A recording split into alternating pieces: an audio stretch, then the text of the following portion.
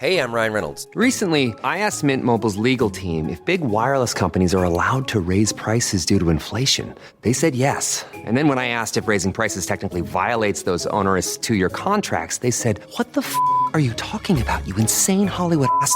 So to recap, we're cutting the price of Mint Unlimited from $30 a month to just $15 a month. Give it a try at mintmobile.com/switch. $45 upfront payment equivalent to $15 per month. New customers on first 3-month plan only. Taxes and fees extra. Speed slower above 40 gigabytes. See details. This episode is brought to you by Shopify. Do you have a point of sale system you can trust, or is it a real POS? You need Shopify for retail. From accepting payments to managing inventory, Shopify POS has everything you need to sell in person.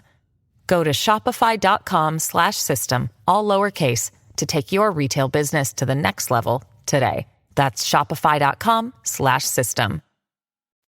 To realize the future America needs, we understand what's needed from us. To face each threat head on.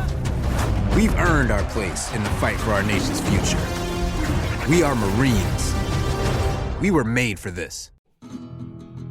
Why are NASA exploring Bruno Mars? Answer me this, answer me this. How much cash can I get for this priceless Ming vase? Answer me this, F my life.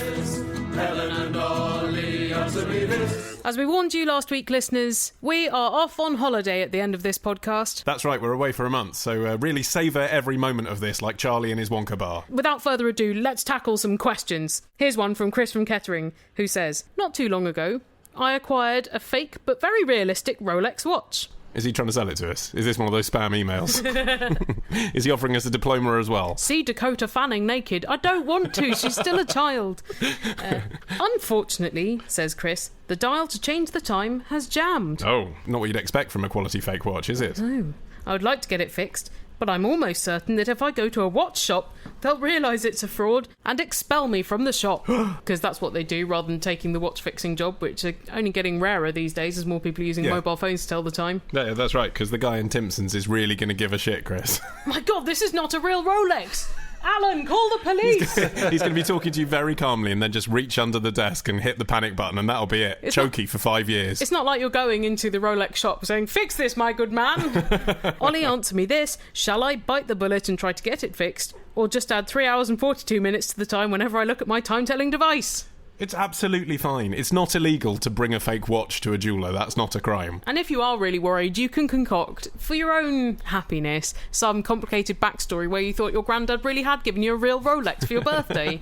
People generally don't care, apart from the trademark owner, the person whose copyright is being infringed. And so when you see these news stories, like, you know, when the police seize a haul load of illegal watches in Felixstowe or whatever, and they issue a statement saying, "We have prevented the unsuspecting public from buying these fraudulent watches," and you're thinking, you have not prevented anyone, because everyone knows that if you buy a watch for a tenner in Chapel Market and it says Ferrari on it, it's probably not made by Ferrari. You're not thinking, what a great deal I've got on this. They're selling this for 500 quid in Berkeley Square. A Louis Vuitton bag for a tenner. This market stall holder is a real fool. Or Ralph Lauren when the logo's too big. Why do they always do that? Why do they always... Fake Ralph Lauren stuff, it's always got a massive horse-playing polo guy, like that's like 2 inches too tall, and everyone knows the logo's a tiny little insignia on the real thing. Maybe the people making the fakes have only got Google Images to go on. Here's a question from Matt from Yorkshire, who says, "I just watched an interview with Bryan Adams, yes, in which he claimed the song Summer of '69 doesn't actually refer to a splendid summer in the year of 1969, but instead refers to the sexual position of the same name." Wow. He would have only been 9 years old in the summer of '69, as he was born in November of 1959. Oh no, you're ruining everything for me now. And not many 9-year-olds go on to pen tales of their epic adventures. So Ollie, answer me this. Were you aware of the hidden filth in this pop rock ditty? No. Most pop rock ditties, though, have hidden filth, and it's just best not to go looking for it a lot of the time because it spoils your enjoyment, and it means you can't listen to the song when it comes on the radio when you're in the same room as your grandmother. Yeah, well, we're in a different generation now, aren't we? When Flo Rida can have a top 5 song that is basically just "put your cock in my mouth." That is, you know, not discreet. Yeah. Blue and All Rise. Yeah, well, no, All Rise seems like a golden age of subtlety now. Yeah. But no, that had genuinely never ever occurred to me. I thought it was genuinely an innocent song about the glory days of 1969 where his school friends all got together and formed a band. Yeah, they did stuff in the Five and Dime store that I'm sure wasn't very sexual. Also, I assumed that it was sort of a methodological choice. Yes. To go for Summer of 69. Like maybe him going for the Summer of 76 just had the wrong connotations. Yes, I would say it's almost more akin to a kind of Barry Levinson era 1950s America that he's painting there, rather than 1960s. Like, actually, it sounds like what I've seen in films as kind of 1962. Yeah, there was a lot of social unrest in Summer of 69. Well, by 69, it was all kind of free love and all that had happened and things were changing, women's rights. That's what people talk about. Is Bryan Adams not talking about women's rights? Well... and, like, all the demonstrations at Berkeley and stuff? I suppose what I'm saying, I know people had small suburban town childhoods in 1969. But he's from Canada, isn't he? Yeah, he is from Canada. But, again, I don't think it's really set in Canada, that song. It is, like Helen says, a slightly mythological... It seems to me like a small-town, suburban 1950s America that he's actually singing about. Yeah, like in My Girl or something. Exactly, yeah. Where obviously Macaulay Culkin and Anna Chomsky are always chomping on each other's bits. Bryan Adams has much more peculiar lyrics than this. The other day, Brain Radio supplied me with "There Will Never Be Another Tonight." It was a minor hit. Yeah, well, you basically introduced me to this, and I, in return, introduced you, when we were trying to do some work and instead browsing Spotify, to "It's Only Love," his duet with Tina Turner. That was quite good, wasn't it? Yeah, whereas your one just sounded to me a lot like "Everything Louder Than Everything Else" by Meatloaf. But it does have the lyric, "You're going to ride your broom right into my room." Maybe he's fucking grotbags, Helen. It seems perfectly reasonable. Now, whilst we're talking about strange lyrics, here's a question from Mark from St Neots, who says, here's a question about R. Kelly's chart-topping hit from 2003, Ignition. It only took me 9 years to come up with the question. Halfway through, he says, the lyrics are, "Now it's like murder, she wrote, once I get you out them clothes." That's my little rendition for you. It was a good rendition. Yeah, thank you. Helen, answer me this. In what way is this like Murder, She Wrote? Does R. Kelly have an Angela Lansbury fantasy? Well, if he does, he's got the same fantasy as Ollie Mann, presumably. Yeah, mine was very specifically Bed Knobs and Broomsticks era Angela Lansbury, and I wanted her to dominate me as a child. It's very different to Murder, She Wrote. I've got a Manchurian Candidate era Angela Lansbury fantasy. I do quite like her as the teapot in Beauty and the Beast. I'd stick my dick in her spout. or Mark continues, is R. Kelly planning on murdering the girl thinking about it that he's going toot with, and then giving himself away with one simple but crucial mistake? Should have planned the murder when Angela Lansbury was not in town. And could he have picked a programme with any less sex appeal? Yeah, I think Diagnosis Murder has less. Yeah, I think so. Quincy. Maybe R. Kelly means to convey that his sexual experience will be like a cosy post-lunch mystery drama. No, I don't think so. I think what he's saying is this magnificent fucking you're about to enjoy at my penis is going to be so smooth it'll be a mystery how good I am, how I've achieved this incredible, potent, enduring lovemaking. Jesus, that's a bleak. He says it's like Murder, She Wrote, once I get you out them clothes. He's saying it's like a mystery how I do it because I'm so proficient. No, but the mystery is presumably before you get them out the clothes. The mystery is what's under the clothes. I think my interpretation still stands. I think it's a He's saying there's technique. I think it's a generous interpretation, Ollie. I feel like he could have conveyed that notion using a slightly more appropriate imagery. It's like when we went to a wedding and one of the readings was it was from one of the Gospels, and it was like, there were 10 virgins waiting for the husband to come, and 5 of them had lamps well stocked with oil. The other 5 didn't bring any spare oil, so their lamps went out, and when the husband came, they didn't get to go into the bedroom with him. And the moral is, always be ready for Jesus. Wow. And I thought the lesson that you should always be ready for Jesus should probably be conveyed with something other than gangbangs. Just a thought. And after the lamps, there was the lamplight party. My favourite line of Ignition, whilst we're talking about it... I think I know what it is. Is it, we've got food everywhere, as if the party was catered. Exactly. But really, my shopping bag just broke all over the floor.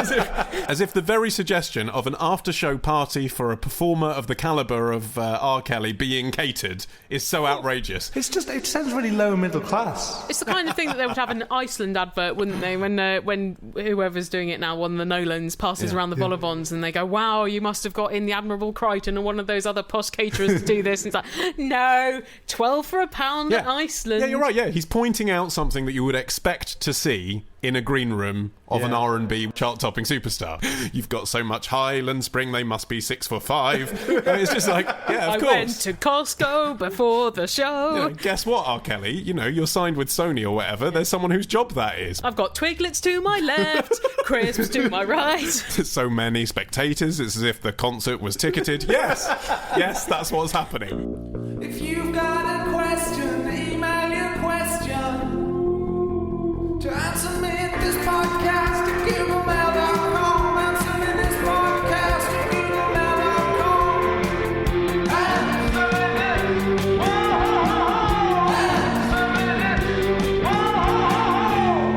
So, retrospectors, what historical events are we ticking off on this week's run of Today in History? On Monday, the anniversary of the day Ozzy Osbourne and a bat came face to face on stage. On Tuesday, we go back to the future with a potted history of the DeLorean. On Wednesday, why is the Pope guarded by those guys in floofy hats? On Thursday, how the Rock and Roll Hall of Fame ended up in Cleveland. And on Friday, was Henry VIII really an asshole, or was it just the result of a jousting accident? We discuss this and more on Today in History with the Retrospectors. 10 minutes each weekday, wherever you get your podcasts. Here's a question from Ellen, who says, recently on my holiday to the Lake District, I was thrilled, she says, by the Pencil Museum. It's a thrilling place. I was then very excited, she continues, to look out the window of our holiday home and see the Cars of the Stars Motor Museum right across the street. Well, you would be excited because it suggests that your holiday home has a very central location in Keswick. By the way, if you don't know what she's on about, listeners, answermethispodcast.com/Britain. There's a series of 5 stupid videos we were actually paid to make there. Anyway, if you look at the film one, that is when we go to the Cars of the Stars Museum and see the Cars of the Stars. Anyway, she continues, much to my disappointment, I discovered that the museum was closed. Aww. And I would never see the Mr. T jigsaw I was looking forward to. Yes, that's right, because they have the A-Team's van and they've got a photo of Mr. T in the driver's seat. And then when you get closer, you discover that it is an A3-sized jigsaw that has been glued together and propped up. I think they should make no apology for that. If they've spent a lot of hard-earned money buying vehicles that were in Scooby-Doo and Herbie, it's reasonable that they can't also afford a waxwork. Or a poster. Would a poster be better than a jigsaw? I mean, the jigsaw's just kind of enjoyably nuts, isn't it? It's true. Anyway, so Helen, answer me this. What have you been looking forward to, or been excited about, that has disappointed you? I got myself a bit too keyed up about the National Yo-Yo Museum in Chico, California. Oh, thank God you said that. I thought you were going to say our marriage. She wasn't even excited about that for that to merit as a disappointment, Martin. Fun. Because Martin and I were on a road trip and this was one of our last stopping points and I was like, Yo-Yo Museum, this is going to be brilliant. Yeah. And it's not really a museum. It's a few racks of yo-yos in the back of a one-room department store in Chico, California. They've got quite a good selection. There's not much learning to do there, though. I think there should actually be some legislation, some internationally UNESCO recognised legislation on the use of the word museum. I think What's a display? Yeah, what's a museum? Exactly. If you've got a collection of marionettes from the 18th century and they're back of a store where you're trying to sell toys, that's great, and it's a collection. It ain't a museum. Sorry. Inverse example, though, the Nutcracker Museum in Leavenworth, Washington State. That is both an amazing museum of nutcrackers and has an amazing shop of nutcrackers beneath, which is pretty much as good as the museum. I mean, it's extraordinary because how many nutcrackers does one man need? Well, a man needs one, the museum needs 5,000. But the needs of a museum and a man are very different. Well, if all of your disappointments are just tourist-based, that's not so bad either. Yeah, exactly. Adulthood, not a disappointment. Yeah. I thought Melancholy and Infinite Sadness was a disappointment. I've been harbouring this disappointment for nearly 20 years. Yeah, that was a real letdown after Simon's Dream. In recent memory, Prometheus. Oof, should have been brilliant. Yeah, but you see, I knew that was going to be pony. Well, I hope disappointment does not await our next questionnaire, Ollie from Cheshire, because he says, a couple of years ago, I made a bet with my friend of £2,000. Blimey. That I couldn't stay with my girlfriend for a year whilst holding on to my virginity. It's like a reverse American Pie, isn't it? Yeah. Actually trying to withhold sex for the approval of his friends. And the £2,000. I suppose actually a real reverse American Pie would be a slice of pie giving Jason Biggs a facial. But you know what I mean. I bet he and his wife will do that because they seem desperate for attention at the moment, don't they? Tell me about Knock it off, guys. Anyway, Ollie says, I won the bet. Yay! Congratulations in a way, virgin. Yeah. And with the money, my girlfriend and I have rented a villa in Turkey with a private pool and tennis court. My beautiful girlfriend knew about this bet and wants to have our magical moment in the swimming pool. Nice. The problem is, I'm allergic to chlorine. I would love to pop my cherry with her in the pool, but Ollie, answer me this. Do I do it in the pool and then live to have an itchy, spotty crotch for the next few days, which means no more sex? Or do I resist and do it somewhere else? I'd question whether the pool is a little adventurous for your first time out the blocks anyway, Ollie. Yeah. Save that for... Once it needs spicing up. Yeah. I mean, it is complicated and it's harder to grip. You might drown. You probably won't drown, but you might. The temperature is likely to make you seem less well endowed as well. Even in Turkey? And then there's the other issue of if you are planning on ejaculating in a swimming pool that other people are going to have to swim in, that's revolting. I don't think I could do that in all good conscience. But he's going to ejaculate into a vagina that other people won't have to swim in, surely. Oh. Good Lord. What is the problem? Just say to her, look, I'd love to, that sounds very romantic, but I'm allergic to chlorine, which is very unromantic. Let's do it in the bath if you're insisting upon a wet context for this to happen. Yeah. But then don't, because that can often remove the lady's natural moisture, which on your first time will be useful to you. This is it. This is the thing. I think it's better just to play it by the rule book first and then experiment. Otherwise, do it on a ladder. I worry you've put too much pressure on yourself, actually, with this whole scenario. Yes, planning your virginity loss for over a year, that's nuts. I mean, by all means, discuss roughly the time that it might be right. But I mean, bloody hell, adding the pressure of a financial transaction, a booked holiday to Turkey and chlorine allergy to the pot of complicated things that have to happen around that scenario. What if you get there and you're just not in the mood? Exactly. Or you get there and it's your first time, it could well not be very good. Yeah. What if you can't get it up, Ollie? Don't go on the holiday. Ask your friend for another $2,000 just to avoid all the problems that we're outlining. Or maybe there's some kind of antidote that you could smear all over your ballsack which would stop you getting chlorine infection. Ugh. There probably is, isn't there? There's probably an antidote. Well, even maybe Vaseline would be barrier protection enough, but then maybe his girlfriend would be terrified if he turned up covered in Vaseline. Quite possibly. She's like, I'm not ready for this. Why would your girlfriend even find the smell of chlorine a turn on? Well, that's the other thing. You're not really in a position to say whether it's a sexual fantasy you want to fulfill until you're there and you've seen every precise element of the fantasy in reality. Yeah. Because saying swimming pool is not the same as being in a pool that might have, for example, the corpses of dead ants littered around it or smell a bit odd. Children will have pissed in that pool before. Exactly. We're ruining this for him.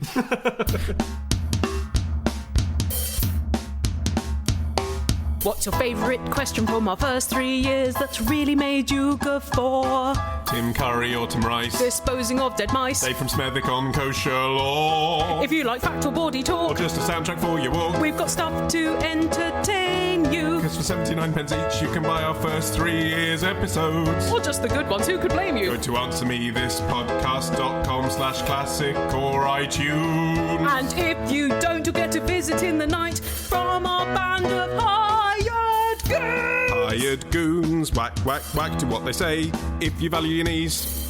It's always lovely, listeners, when you give us a call. Absolutely. And if you want to give us one of your lovely calls, then all you have to do is call this number. 02081235877. Or you can Skype Answer Me This. Let's see who's on the line today. Hello, it's Beth Ann Reese from Devon. We were watching The Matrix last night, and then there's this bit where the main character his heart stops, and then the girl kisses him and he comes back to life and stuff. And me and my brother said that the girl was kissing a corpse, and my mum said that it wasn't a corpse. Helen and Ollie, answer me this. When does a dead body become a corpse? Because I think it's just when they're dead, but my mum says it's when they start to smell and go rotty and green. Now, I could see if you're watching The Matrix how you might confuse Keanu Reeves for a corpse, because his acting is not exactly engrossing. But I don't recall this moment, I'm afraid. I've forgotten everything about The Matrix. But have you, or are you living in a parallel world controlled by the machine? Oh, I hope so. I'd love to be controlled by the machines, because then I can blame them for my career and not myself. If the machines could make me forget having seen The Matrix sequels, I'd definitely take that pill. Yeah. Plus one. It's the scene here towards the end of the film. There's been a very exciting chase across the city. He gets to the room where the phone is. The door opens, and you just see a shot of a gun, and it's Agent Smith. Agent Smith shoots him. Yeah. They walk away thinking he's dead. And then she tips up and kisses him. Fine, so it's actually very complicated because in any case there's the issue about is he really a corpse because his brain's plugged in somewhere else? Well, actually, how does it all work? I think it's it's his physical body that she interacts with on the submarine. Exactly, yeah. So it's kind of a parallel dimension getting involved already, complicating the issue. Well, I suppose it's like the prince in Snow White. Is he a necrophile, giving this apparently dead woman a kiss and knocking the poisoned apple out of her mouth? Yes. In any case, in general terms, when you're neither in a fairy tale nor snogging a dead Keanu Reeves... Yeah, well, a corpse is a corpse, I think, when the body is dead, even before it started to putresce. Yes, I think the moment the heart stops, it's no longer a living creature, therefore it's a corpse. No, because your heart can stop for a certain amount of time, and so you're kind of technically dead, but then when you come back to life, I think that undoes the fact that you were technically dead, but you were suffering from cardiac arrest. I suppose at that point in a hospital, they're not going to say, quick, bring the corpse over here, because it would be insensitive. Yes. So much about tact, isn't it? But nonetheless, if they don't come back to life, I think you'd still say that at that 3-second pause after their heart stopped, they were a corpse. So there's like a 3-second rule, like when you drop food on the floor. Yeah, I think if they become a corpse in the long term, then they always were a corpse from the moment the heart stopped. So the definition is actually... retrospective. Yeah, exactly. Yeah. Well, here's another question of death from Amy from York, who says, Ollie, answer me this. Whose grave is the most visited grave in the world? Muhammad. Good point. I mean, it's part of the Mecca, so millions of people do that, so that. But I think the spirit of this question is probably like, which celebrity is it? Is it Elvis Presley or is it Jim Morrison? And the answer to that is Elvis Presley, because 400,000 people go through Graceland. Well, what about Lennon? Yeah, well, I was just going to say, but then there's Lennon, which again, it's harder to get figures for, I guess. Well, he doesn't even have a grave, because he's out on a table. Yes, yeah. Presumably we can use the phrase final resting place to cover cremation, burial at sea. Burial at sea. Then Osama bin Laden's grave is the most visited because people fly over the Atlantic. Jim Morrison, I think, has actually benefited from the fact that he's in the same graveyard as Oscar Wilde. I think they've both benefited from the fact they have a similar demographic seeking them out, so it's 2 for 1 there. I understand that it's actually quite hard to find Jim Morrison's grave in the Père Lachaise cemetery. Yeah, well, there's this horrible thing of people actually desecrating other people's graves in that graveyard in Paris by putting big arrows saying "to Jim" on it so that you could find Jim's grave in the graveyard. That's really crap. It's horrible. I mean, why weren't these people perspicacious enough to have arrow-shaped headstones? For God's sake. But also, selfish even in death. What if you're a hippie? It's just not the kind of thing you should be into, is it? Making someone else's memorial a signpost. But then it does slightly depend on how long people are dead, doesn't it? Because, you walk around a graveyard and you do feel a bit less bad about having a picnic on a tomb of someone who died in 1780 and it's covered in moss than the one which is freshly carved and has photographs on. It doesn't matter to me how that person died either. If it's been 300 years, I don't care. They'd be dead anyway. I don't care if it's a fire, if it's syphilis, if they're a child. Murder. I'm sitting on them and having my Big Mac. Whereas if it's in the... No, but I am. We've all done it. Sometimes you're sitting astride, it's riding it like a stone horsey. I would happily film a mock horror parody promo in there. Whereas if it's a grave from the last 100 years and if it's got fresh flowers on it, then even if it's someone who died at the age of 90 and they killed themselves, I still would feel like I was being insensitive. What about if they killed themselves in the hope of having you sit on them in death? Well, I think increasingly that will happen in time as well. A lot of people will want that. There's a mass scout grave at Nunhead Cemetery. There's about 24 scouts who died in a boating accident. Bet they'd like to see the cheeks of Ollie Man as he eats a snack. Stop it. But they died in 1913. Right, yeah. And you look at their ages and you go, okay, well, most of them probably would have died in the First World War. That's true, that really isn't puts it? it in perspective. Well, okay, boating accident doesn't look quite so bad as years of attrition in the trenches. Yeah, I mean, you could look at the grave of someone in the First World War and said, oh, yeah, he probably would have died in the Second World War. I mean, that's not really the point. They would have died eventually. Where do you go to find all the answer that you are looking for? I will tell you the secret. Very good, very good. Where do you go to find the answer? AnswerMeThisPodcast.com. Where do you go to find the answer? AnswerMeThisPodcast.com. You will find your answer here. AnswerMeThisPodcast.com. You will find your answer here. AnswerMeThisPodcast.com. A question of rings now from Alice in Liverpool, who says, Helen, answer me this. Why is the wedding ring worn on the left hand? I thought it might be because the majority of people are right-handed and it wouldn't get in their way on their left hand. It's a very practical consideration. But being left-handed was the sign of the devil, so it seems odd to seal the deal with this hand. So Helen, answer me this. Why do people wear their wedding rings on their left hands? Well, not all cultures do. Some of them choose the right hand. Oh, do they? Yeah, but it's because it's a Roman tradition and they thought that there was a vein leading from the ring finger directly to the heart, so it was the most romantic vein. I don't know how they knew this because they weren't allowed to dissect human bodies at the time, so it's just purely speculative. Wow. And there isn't one. Oh, apparently there are also some cultures in which that finger of the left hand is a magic finger, Okay. I'm not sure I actually was aware of this, by the way, until we had this question. You're not interested in marriage, but it's still... No, it's not that. It's that I'm not interested in jewellery. It is mostly women. Sometimes it's men. But whenever someone shows me their ring and says, what do you think of my wedding ring? I always say, oh, wow, lovely. No interest, really. Absolutely no interest. I don't either, and I'm a girl. Yeah, it's just like, it's fine, isn't it? But it's just, I don't know. Well, it's a bit like me showing you like the caps on my teeth or something. You would it's do that. fine. It's just a thing. But look at these.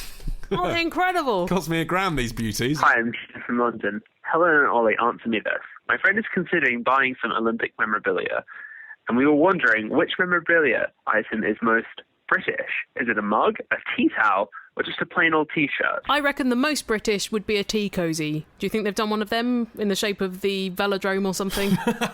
I went to the official store on the Olympic Park site, and I couldn't honestly say that much of it seemed very British. Like, one of the most popular things you can buy are the pins, which is such an American thing. It's like something they've lifted out of Disney World. Even calling it a pin rather than a badge. Exactly. You know, the most valuable merchandise from the Olympics is the stuff that's now on their auction site. You can actually get... That? Like relay battons and things. Stuff that was actually used by sports people and is autographed. Bradley Wiggins' signed Olympic torch went for $13,000. Bloody hell. Yeah. Bearing in mind no one had heard of him 2 weeks ago. That's amazing, isn't it? He has had a pretty busy fortnight, to be fair to him. The trouble, I think, with collectible memorabilia now is that there's too much of it produced for it to be likely to be valuable 50 years hence. Yeah, well, I was noticing in the Olympic Park they had stuff that actually had written on it venue collection, which meant that it was only available at the venues. Because all the rest of it you can buy in Primark and TK Maxx and stuff. Weird. So you have to look for the stuff that's exclusive to the venues if you want it to be slightly more limited edition. Yeah. But in 50 years' time, people are going to be looking at those weird, like, Wenlock penis creatures and just going, what They're the fuck? so weird, aren't they? What was Grandma thinking? You know, they really tried to make Wenlock and Mandeville, I believe they were called, catch on. Like, posing with Usain Bolt and Mo Farah. Like, that should have ensured sales, shouldn't it? But still, you're looking at thinking... Yeah, why is there an enlarged gross grey penis standing behind Usain Bolt? Kids love it. Well, like with a big, like, kind of Illuminati eye sticking out of the bell end. But the idea with Wenlock and Mandeville was that kids were supposed to be excited by them as characters. I'm sorry to return to a rant from last year, but like the M&M characters, they're not characters, are they? They don't have any character traits. They're just weird looking. What's Wenlock like? If you went for a drink with Wenlock, what would he be like? What would he say? Couldn't speak because he's only got one eye and no other features. Why are they based on the Cyclops anyway? That's Greek. Well, then that's presumably because it's a reference to the ancient Greek origins of the Olympics, which actually maybe makes them a bit clever. But again, not of interest to a 3-year-old, is it? But needless to say, we should remind you that the ultimate London 2012 merchandise, although not really because it's not an official product, people, is the Answer Me This Sports Day album. Thank you to everyone who's bought it so far. It's an hour of us talking about sport and you'll enjoy it. You will enjoy it. Ollie Man is going to come after you. He's going to come and beat you to death with a Wenlock creature. Well, here's a question about a very different sort of game. It's from Gary from Sussex, who says, Ollie, answer me this. Is skill at Jenga indicative of being a sensitive lover? Maybe, because I am terrible at Jenga. And you don't withdraw sensitively either, do you? But I'm terrible at it because I have a benign essential tremor in my hands. It's not fair. That's right. And actually, shaky fingers can be of use in the bedroom. What, for fingering a girl? Yes, thank you, Martin. Yes, that's what I was going for. But it's good that you clarify. Or wanking yourself off. Well, yeah, numerous uses. Or for fluffing up a squashed pillow. Is there any logical connection? Is it just his personal experience? It's to do with precision and care, isn't it? Right. And it's something you have to approach with caution, I suppose he's saying. Really? Yes. But what about passion? No, caution is what women find attractive. Do you think Gary from Sussex has been using Jenga as a substitute for sex during a dry period in his love life? No, I think what he seems to be suggesting is that he's good at Jenga and that people have told him that he's a sensitive lover. When he's making love to a pile of women, none of them fall down.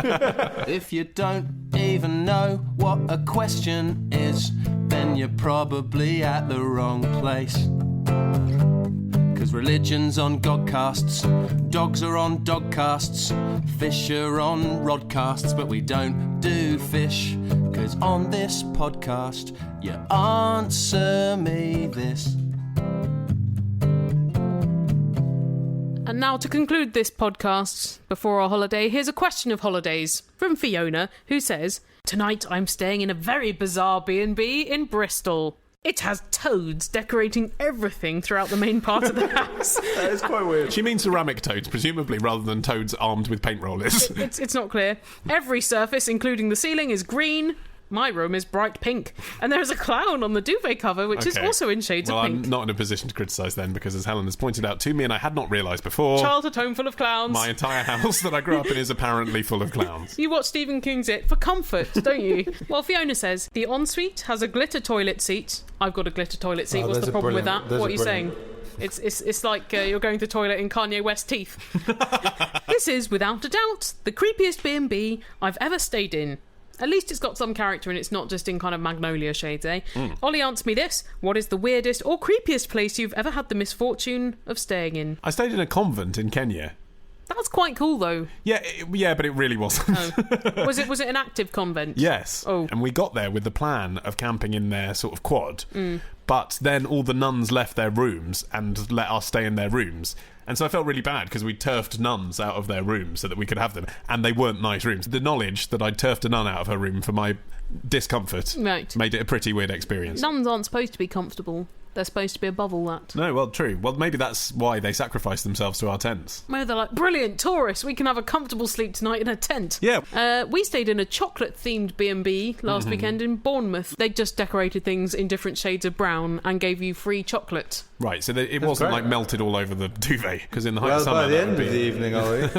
Did you get free chocolate on your pillow? Yeah, by each side of the bed there was a large chocolate house, and on the dressing table there was also a little pot full of chocolate houses. And the chocolate house was yours to eat? Yeah, and at reception there was a chocolate fountain, but chocolate fountains are disgusting, so stay away from that. Here's a thought. Go on. Hotel Chocolat.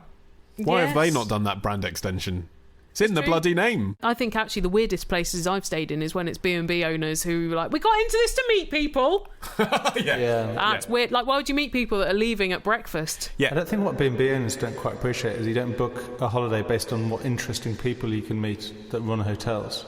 Whereas clearly that's why they go into the B&B business, isn't it? A lot of B&Bs have made me yearn for the sterile embrace of a chain motel. Well, listeners, that brings us to the end of this series. But don't cry. No, do cry. No, don't cry. No, do cry. No, don't cry. It's a big event, Helen. I mean, it's a big event in our lives because it means we get a month off. Yeah. But in your crying lives... tears of joy.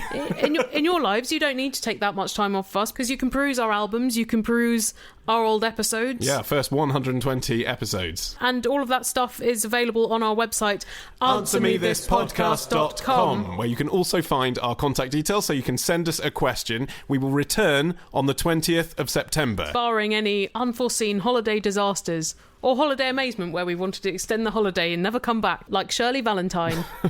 But there is another date for your diary, because on the 27th of August, we are hosting our own radio show on BBC 5 Live. 1 till 4 p.m. That's right. Proper, like, prime time radio show. Yeah, when you're doing those bank holiday barbecues. Yeah, what better than listening to this? It's going to be called Helen and Ollie's Required Listening, and it's about podcasts and alternative radio, internet radio, stuff like that. If you want to hear more of Ollie as well, that's entirely possible if you are a nocturnal person in the London area or an internet-enabled area. That's right. I'm going to be doing the overnight shows for a week on LBC 97.3. So from 1 till 4 in the morning. Oof, yes. perfect barbecue time. If you're working a crematorium. From the 19th to the 24th of August. And Helen, you've got a thing you want to tell people about as well. Oh, yes, please. I've been put on a panel for the South by Southwest Festival. Put on a panel? You make it sound like something that a judge would decree. What is the correct verb? Invited, I would say. Isn't it empanelized? I've been empanelized for a South by Southwest panel for next spring with podcasters Jesse Thorne and Roman Mars. So the way this works is trendy sort of music and internet festival in Texas, but you can only get on it if people vote and say they want to hear you. Yes, that's right. But anyway, if you wouldn't mind voting for us, it would mean I'd get to go to Texas. Okay, and you'll put the link to that on our website as well. Yes, and Martin, what are you going to be up to during our break that people might enjoy? You can listen to my podcast. It's a monthly podcast called The Sound of the Ladies, where there's a new song every month. Go and download that. I've got a new album coming out shortly, but it's not quite ready, but there'll be some lovely music in the interim. Oh, well, go and get yourselves all tingling with anticipation for Martin's album whenever he can be asked to release it. So, listeners, we'll be back before you know it on 20th of September, and in the meantime, we hope you comport yourselves sensibly and enjoyably. Bye!